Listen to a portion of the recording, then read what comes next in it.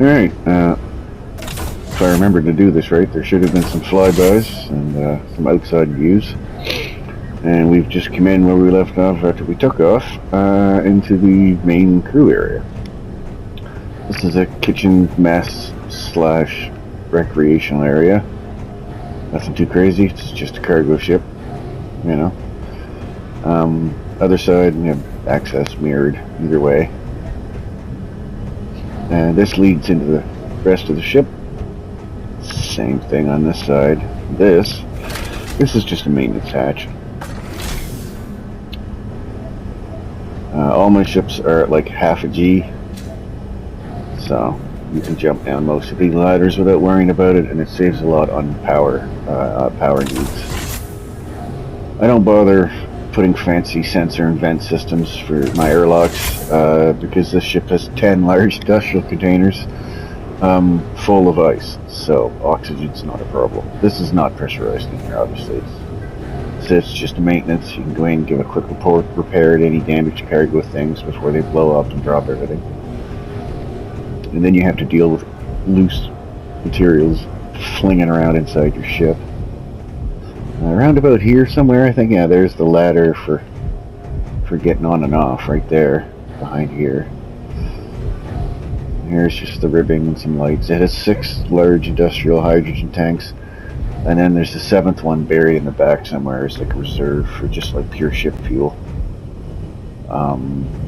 In here, it's not really much need to come back in here. We have the Prototech fusion reactor, and behind this wall up front here we have a Prototech warp drive. There's another Prototech warp drive at the back. So even with 12 million kilograms of ice on board, it's still got I think it's like a 2,800 kilometer jump range. So you're not going to need to spend months and months on this ship, because it'll get pretty much to any vanilla planet in the game in one jump, or a jump and a bit. So, and if you need to take it to one of the I can't remember what they call Factorum spawns to get yourself some Prototech scrap and technology. Well, I wouldn't take this as your first ship, because it's not a battleship, but as those tend to spawn, you know, anywhere from 3,000 to 10,000 kilometers away sometimes, having a good jump range is ideal. It's got a lot of gyros. I just put that one there because I think they look cool. And if you're going up or down these ladders, you know when you're on the crew deck.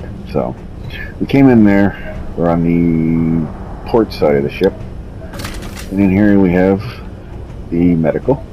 I decided to go with the, I mean, technically I picked the color white, but the type of armor I'm using just comes out as chrome, or at least brushed steel. I think I'm okay with it. It's meant to just be an industrial ship, right? So the people that work on it know that it's a med bay without having to be told, because everything's, you know, because the walls are white or whatever. At least you get a nice view if you're stuck in here with whatever the space equivalent of seasickness is. Doctor's office in here. Nice view. You know, they can sleep and stuff in here. It's not meant as a long-term kind of crew place because there's nowhere to poop. But, you know, whatever. Actually, I never thought of that. There's nowhere for the patient to take a shit either. Well, they're just going to have to drag their ass over to the crew quarters for shit. It's not far. It's going to come this way. There you go. See? Let's have poop in here. That's all you need. Yeah, so across the ship on the starboard side is a lot of crew lockers and suits. Through here we have shared accommodations. Not a big crew. You don't need many. Day shift, night shift. Somebody to steer the boat. Somebody to, you know, make sure all the systems are running well, whatever. At least you get a nice view, though, right? Until somebody shoots at you and blows the window out, but whatever. Now, at a warship, you have the jump range to outrun just about anything, so you have to choose between getting in a fight and running. Run away. You know, it's got a quad assault cannon on it, That's from the Warfare 2 DLC Editions mod. You can spawn the ship in without that mod. You'll just have 2 blank connection spots for guns. Because I have a Sea Whiz turret on the front, on the nose, for missiles and small shit and asteroids. And the quad artillery for, if some random drone from some pirate facility happens to sneak up on me without me noticing while I'm busy doing something, the gunfire will alert me. In here, if you're going to report to the captain for whatever reason, this is makes do as an office. Space was not a consideration. This is a short trip work vessel, so, at least he's got an office with a nice view. And, special perks of being a captain is you can poop alone. Mind you, once you get used to it, pooping with company ain't that bad. You get somebody to talk to. I spent brief time in the military, so having neighbors while you were taking a shit was not an uncommon occurrence. Down here we have a bit of an engine room. It's not really anything that crazy. Gravity generators behind this wall. So in here we got cargo terminals, so you can futz around with the cargo and organize it. In an unpressurized area in here we have the oxygen storage, and one of those doesn't appear to be connected for some reason.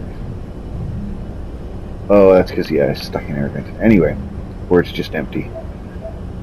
It's a new ship, so I haven't filled everything up. There's plenty of oxygen storage. At least it'll generate its own. I'm not going to bother opening the door to depressurize anymore. Same thing on the other side. So just a way to get to the Prototech jump drive and fix it without going out into space proper. Same thing on this side. If you need to fix the oxygen tanks. Yeah, that's what the problem is. I need to. Well, that's a vent right there where my crosshair is. All you need to do is flip that on its side so the air is going into here, and then put a connector between this oxygen tank and the air vent. And it's the same thing on the other side, and you'll have those air tanks function. I didn't realize those were not connected. Either way, oxygen's not going to be a problem. If you go all the way up, you get the bridge. Basic AI flight controls. You put it on autopilot if you're tired of holding forward. I haven't quite tested it, but if the math is right, it should be more than capable of landing on an Earth-like with a fully loaded, with a full load of ice. Considering that's 10 industrial cargo containers, that's a lot of ice. The important mod for this to remember is that I use Flare's torch drive. That's why my hydrogen engines are blue. These are much more efficient and quite a bit more powerful than the vanilla ones. I did the math for the amount of thrusters I need as though I was going to build it with regular hydrogen thrusters. So in theory, this thing should take off from an Earth-like fully loaded. I kept the landing gear and everything just dirt simple. It's a very heavy ship. Come down gently. And if you're thrusting upwards, it's not going to slow down quickly because it's only got a handful of little thrusters for down thrust. But that's just so you can force yourself down to a landing pad if you're in space, right, without banging into it too hard. Because this thing has a lot of inertia. It's pretty much all light armor except for the immediate blocks around the bridge and a little bit around some of the crucial bits like the jump drives and stuff, but for the most part it's all light armor. I wanted the weight to come from the cargo and not be held back by trying to also make this a warship. It is fully accessible from the ground. Without a jetpack you can reach the ladders, and it only has one connection, and it's just an extendable connector block with a camera on it so you can see what you're doing. I used blocks from I think pretty much every DLC in the game for decoration and stuff. So, can't guarantee the ship will hold together. If you spawn it in without Flare's torch drive, it shouldn't cause any issues. Some of the smaller hydrogen engines are connected directly to the engines, the big ones, right? So you'll lose all of them anyway. But I don't think anything will fall apart, and then you'll just have to replace them with regular hydrogen engines. or download the mod. It's a really great mod. It's not big. It's very simple, and I've never had it cause me any issues. You know, plus the thrusters are blue, which matches if you want to pair them with ion thrusters. Anyway, that's the DSMV Atlas. Perfect for all your cargo hauling needs. I have no idea what the CPU usage is. If you give me a second, I will tell you how many blocks it is.